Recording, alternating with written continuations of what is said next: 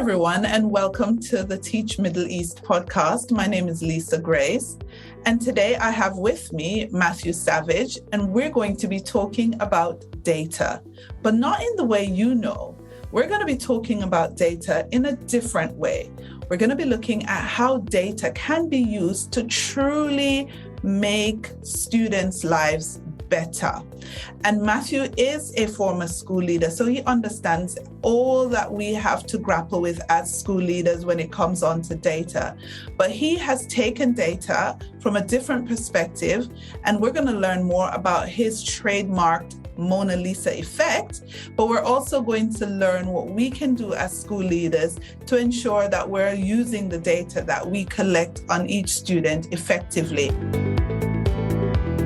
You are listening to the Teach Middle East podcast, connecting, developing, and empowering educators. Hi, Mathew, and welcome to the podcast. Hi, Lisa. Thank you so much for having me on. It is my pleasure to have you. I appreciate your writing. You write for Teach Middle East magazine and have written several articles, some of which I will link in the show notes for people to go and read and become familiar with your work. And you also come out here to the Middle East quite a lot, and you do consultancy with schools and help them to navigate this whole world of data. So, of course, we're going to link all of your info in the show notes so people can connect with you. But for those who don't know you, who is Mathew Savage? I think that's probably the most complicated question you could ask today.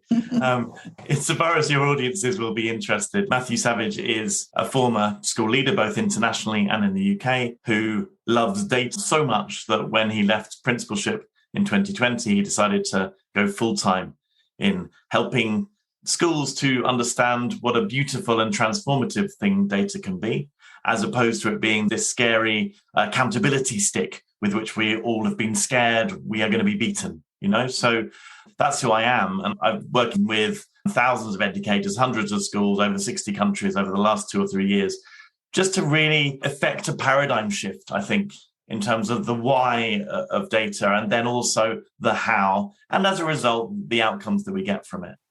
Yeah. And so you said you were in the UK and then you were abroad. Where did your career take you? It was a career of two halves, really. So I left the UK in 2010, having been the deputy head of a wonderful inner city comprehensive in the centre of London. And then I went into headship. But my headships were international. I was the head of secondary at an IB school in Vienna, and also then in an IB and GCSE school in Brunei Darussalam on Borneo. Then I was a deputy head of school in Thailand. And finally, for the last 4 years of my career, I was principal of an award-winning international school in the Middle East, in Jordan, in fact. So that's where my career took me and my dog, in fact, and my family as we traveled the world in search of the next opportunity to do something cool with a school.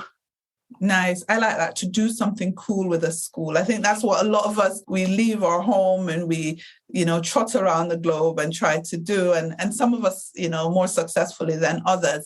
So you've successfully done it in several schools, and now you're back in the beautiful United Kingdom. I won't reveal your exact location, but it is a beautiful location, quite remote and quite lovely. And now you're working with schools on data. So what is it that we need to know about data? Why is it so important? So I'm going to go really, really fundamental here. Why is data important in schools? I think before we even answer that, I think we need to kind of get our head around why it can go so wrong and why teachers and educators are so anxious around data and so often, I think, scared of data. I think for too long, data has been toxic, it's been weaponized as something of which we should be scared, the nasty side of accountability, so that, we can be worried, what will the data tell about us as a teacher? Right. And I think there are a lot of negative data habits out there, just to describe a few. Every September, I see almost every school I know broadcast from the rooftops their students' exam results. Which students got over 40 in the IB or straight A stars, which students are going off to this Ivy League school or that Russell Group school.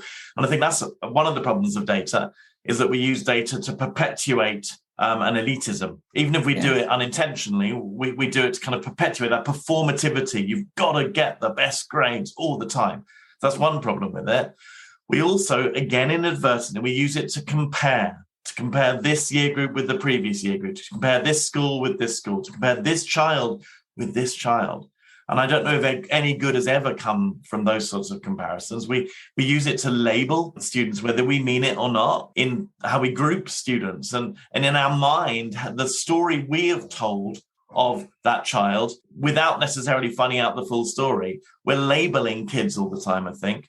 And I also think lots of the conversations that historically and typically have taken place around data have been blaming conversations. A senior leader talking with a head of faculty about the results that year and blaming, seeing who should we blame? Is it you? Is it one of the teachers? And then that's passed down, right? So teachers, when they're talking with students about data, oftentimes it's, why are you not getting this grade? So I think there are so many bad habits that schools have developed over the years through no fault of their own and with no ill intent, that the whole thing is in need of a paradigm shift. Right. And I think that's one of the reasons why I enjoy working with schools so much, is because we can take the essence of data and make it work for good rather than for ill. I think that's what I'm trying to achieve. Why does it matter? Okay, kids are complicated, right? I mean, adults are. I certainly am. And I don't think I've got a monopoly on complexity. But kids are really complicated. And I propose that they wear multiple masks the whole time. That's what we do evolutionarily. If there are any weaknesses in us, we want to hide them up, because otherwise out on the prairie or whatever else, we'd be eaten up. Yeah. So we concoct and construct these manifold masks that we wear as kids to make it look like we're okay, to make it look like we fit in, to make it look like we're succeeding. And those are the masks that the teachers see. But if, as a teacher, I truly want to get to the heart of who that kid is, to see the world through their eyes, then I've got to look beneath those masks, right? And that, for me, is where the data comes in, because the data doesn't tell us anything at all, in fact, but it plants flags. It says, you might want to dig a bit here. You might want to look a bit more closely here. You might want to attempt to approach this from that direction. And maybe you'll find out things that you didn't know before. Does that make sense? Makes perfect sense. And I like what you said when you said that what has happened is, over the years, data has been used as the stick to really beat the backs of school leaders, who then turn around and beat the backs of teachers, and on goes this really bad cycle. And I wonder, though, if what you're saying in terms of looking at data from a new perspective can really work from a school level, or does it need policy change? Because here's the thing. When inspectors come into school, they're coming and they're asking you for your data, which means it's coming from, on high, from the policymakers and the powers that be. So really, can schools start to look at their data differently before the powers that be, Ofsted or the inspectors, start to look at it differently? Because where does it begin, this change? Well, I think if we wait for change at policy-making level, then we're going to wait a long time, and we're going to have disadvantaged an awful lot of kids in the meantime. So I think there is a game to be played in the meantime in terms of our overlords. I think there are hoops we will need to jump through. I think there is room for some education, even of inspectors, in terms of what the data actually says rather than what it looks like on the surface. But I think we are going to have to jump through some hoops. But I think we can do that with relative ease as a sort of side issue, whilst using the data for actually what really matters. And I also think there's almost not an either or in terms of better results. I think the mission of the Mona Lisa effect, we'll talk about later, is that every child be able to be seen, be known, and as a result, belong. Well, if children truly belong, they will also thrive. If they thrive, they will also do better academically, Right. There's not an either or here. And so the game we're playing to keep whatever higher power happy will be much, much easier if we're using data for good rather than ill, because the attainment will look after itself, Yeah. I'm going to come to the Mona Lisa effect, because I'm really, really intrigued by even just the name and how you came up with that. But I want to go back to thinking about my time in schools. And my experience is a lot of schools, they hold data and they only ever look at that data when maybe inspections are about to happen or something big is going to happen. When should schools be looking at data, and how should that take place in schools? All the time. The best schools with whom I work have the data conversation rooted in everyday pedagogy and practice. So in their pupil progress meetings, and they're talking about individual kids, they're talking about them in relation to that child's data story. Because only by building that data conversation into staff room dialogue, into that teaching and learning dialogue within teams, only by doing that do we make it less toxic? Do we make it less weaponized? Do we make it native and habitual and nothing of which to be scared? So yes, you're right. Too often, data is this summative tool that we pull out when we're obliged to do so.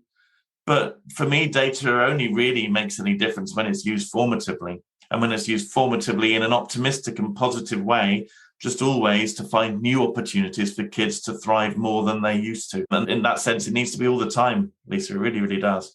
Yeah. Do you think that the problem lies with how the data is presented? And because if I'm a teacher and you present me with a bunch of spreadsheets and pie charts and bar graphs, sometimes that can be quite intimidating. Sometimes just don't know what to do with it. Do you think that's a part of the problem?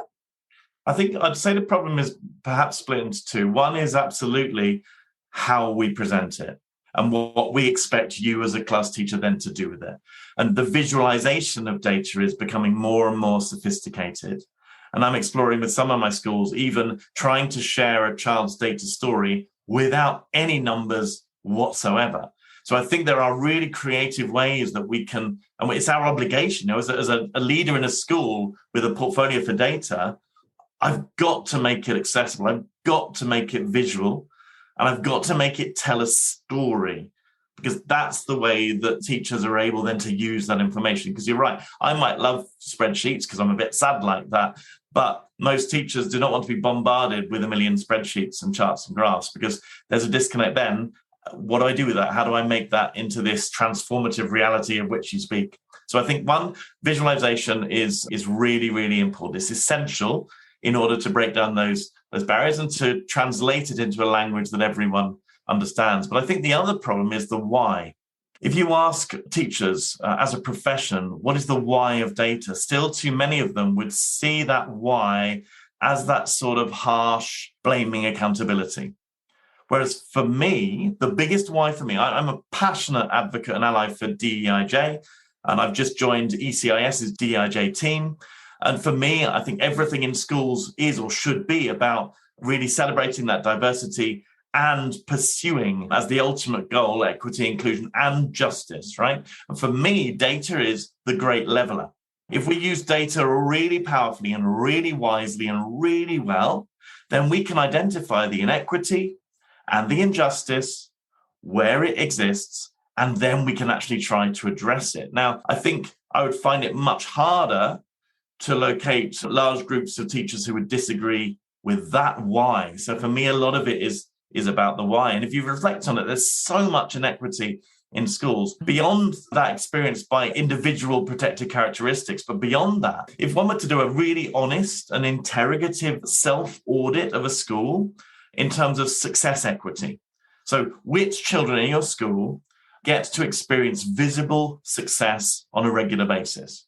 Is it all of your students? Is it only some of your students? And if it's only some, which are those students? Which of the students in your school get to experience positive well-being on a regular basis? Is it all, or is it only some? And so for me, data being the great leveler, identifying that injustice and that inequity, and then actually doing something about it, that's the biggest reason to use data for me.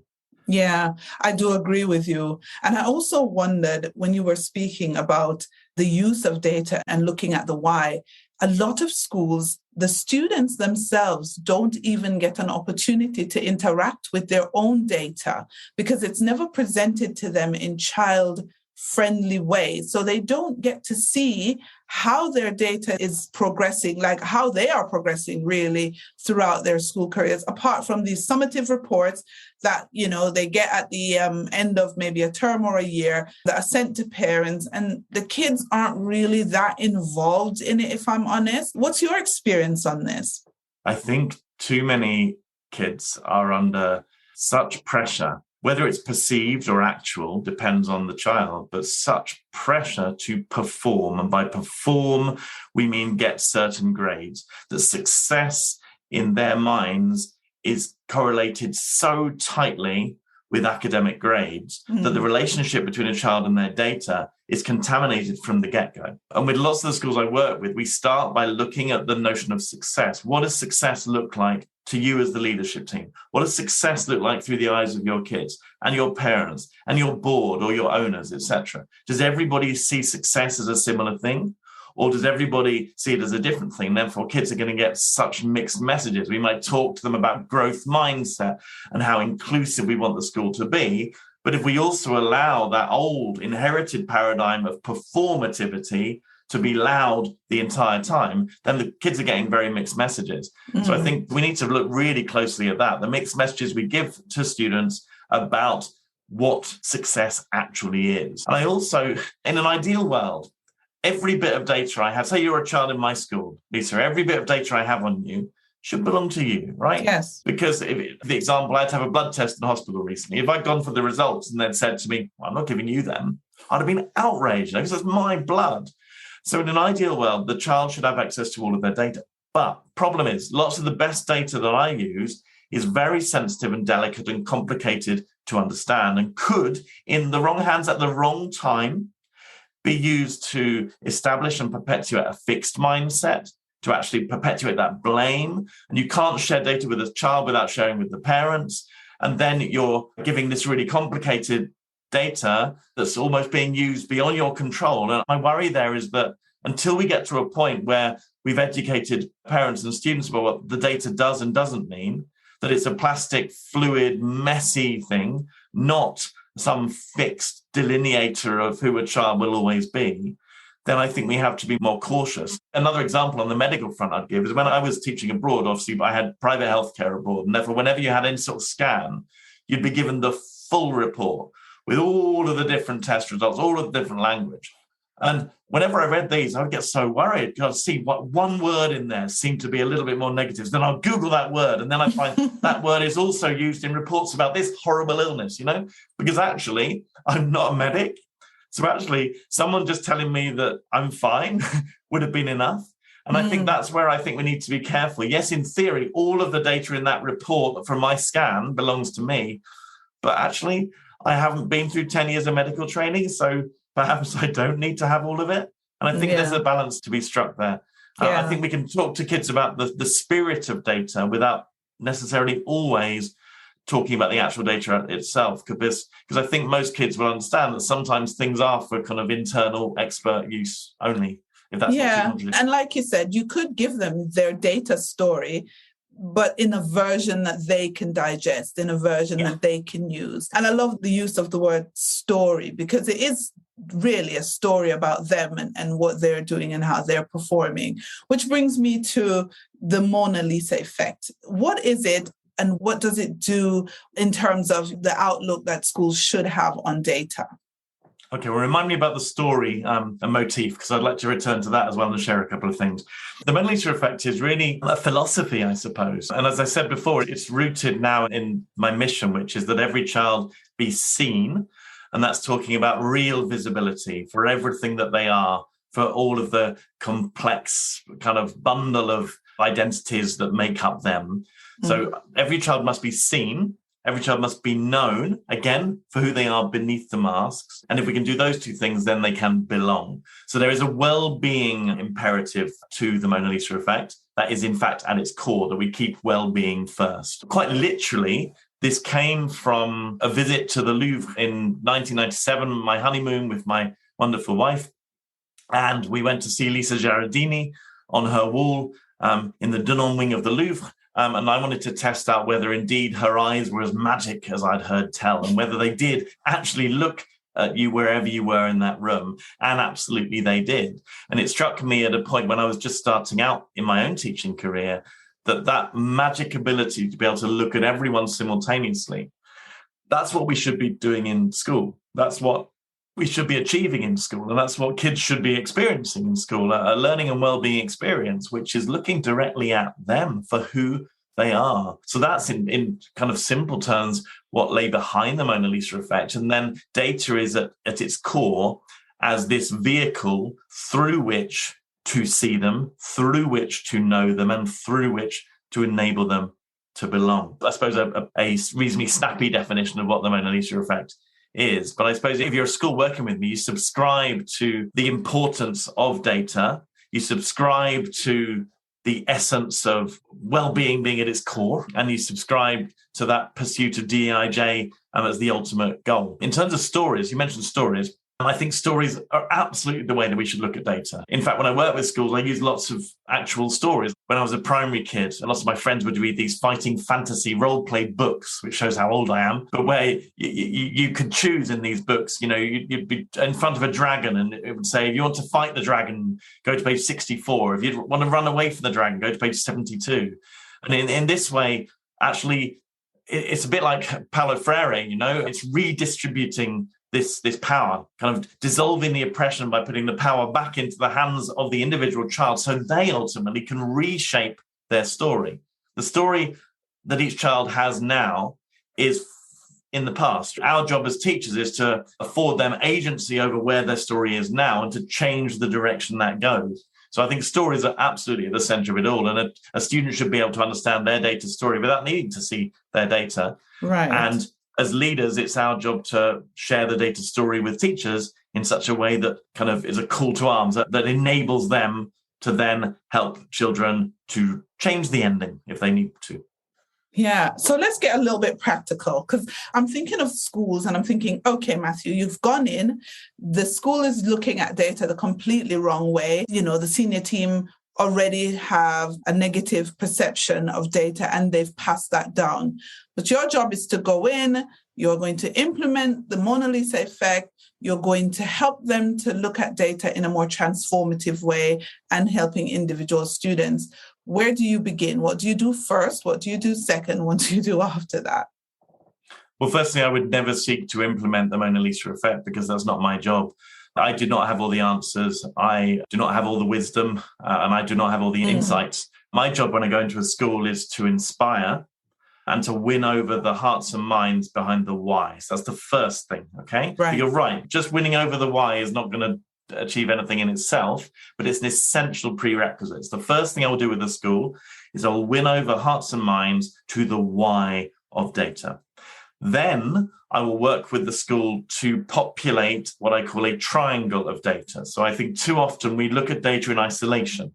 We don't actually look at data alongside other data points. But at its simplest, we have a triangle of data. We have data on a child's aptitude and abilities. We have data on a child's attainment, achievement, and progress. And we have data on a child's attitudes and well-being. So the first thing I will do is work with the school as to how they populate that triangle and what tools they would use to provide that data. And then any of those can be broken down. So the attitudes and well-being vertex on that triangle, I then work with what I call the well-being wheel of data. So there's 5 different types of well-being data that you can gather. So I suppose that after winning over the why, we do a kind of a trawl of what is the data that is available now.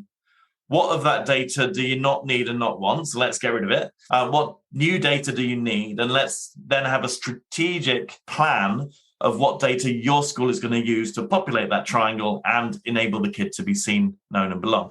Then once you've got the data in place, it's a question of the so what, now what of the classroom. And this is where I draw on the wisdom of Jim Ellis, who's the head of innovation at ECIS. And he talked to me back in November last year about what he calls spikes and curb cuts. So spikes, I find such a really powerful way to make this data work in schools. Spikes is based on this idea of hostile design in architecture. There are numerous examples around the world of architecture specifically being designed to inhibit and harm and oppress a particular group. From hostile benches preventing homeless or rough sleepers being able to lie on them, to spikes on branches preventing birds from roosting so they don't make a mess of the pavement below, to spikes under flyovers to stop skateboarders or rough sleepers from using that space. Hostile spikes. I take it then as a metaphor for what actually exists in abundance in our schools. Not intentional. We didn't put these spikes there, but those spikes exist. And the great thing about the data is that we can start to identify particular groups of students who have enough things in common to be able to look at them as a larger group. And then to think, right, if I was a student in that group, or if I was just this one student with their data story, what's going to spike me? What are the things that exist within every classroom, in every corridor, within the policy and practice of the whole school? What are the things that are going to spike me? And could I actually remove those spikes without harm to anybody? And also this notion of the curb cut, this really simple way of rendering an urban environment accessible to somebody who had a disability. It's a broad cut that actually benefits everybody. Every pavement user then is able to get from pavement to road, right? So once we've identified spikes, the things that inhibit particular groups of students or particular students, then we need to look for the curb cuts that are going to make things better for everybody. I got a quick question for you, though. From your experience, what typically are some of those spikes that schools need to look out for? Oh, we're full of these spikes. We really, really are. So examples, for instance, that I share with schools instantly is lots of secondary schools provide compulsory homework. I don't understand how you could say anything was compulsory when it's not being completed in your classroom. And even then, and I've a parent of 2 kids who are now 22 and 20, but I spent most of those last 20 years trying to get them to do things compulsorily at home, and I never managed. But that aside, what about the kids whose parents aren't as wealthy as their peers' parents? And they're actually having to work every hour God sends to get them to go to that expensive fee-paying school. So when the child goes home, they have to do the chores. They have to look after the siblings. They share a room with siblings as well. They literally have no peace and quiet and space to do that work. Or what about kids maybe in your region who go back to an extended kind of almost tribal family where that's more important than anything else? You know, all of the different relatives live in that particular block. And when you go home, school's irrelevant because you're supposed to be interacting with and connecting with your tribe. What about the kids who go home and they're sent off 5 or 6 different clubs every night or for tutorials? What about the Korean kids who go to Hagwon for 4 hours after school every day? You know, all these kids are going to struggle to do any homework. And yet we as schools have as a policy, because practice, consolidation, flipped learning, etc., that we're going to have homework. So it's a benign policy that ends up with spikes for each of those individual groups of students. And I think that's what we need to do, is really reflect on our policy and aspects thereof that could very easily spike individual students. And as for the curb cuts, really early on in my career, I worked in a school attached to a hearing impaired unit. And so we knew we would have 2 or 3 kids with a hearing impairment in each of our classes at any time. So we were given some basic training in terms of how to ensure that what we said stood the best chance of being understood by the kids in front of us. We were told a few simple things. Make sure that you're always looking at the child that you're talking to. Number 2, make sure that you always enunciate such that they stand a reasonable chance of reading your lips. Right. And number 3, always gesture and use facial expression to mirror the tone or mood of your words such that everything is communicating the same thing together.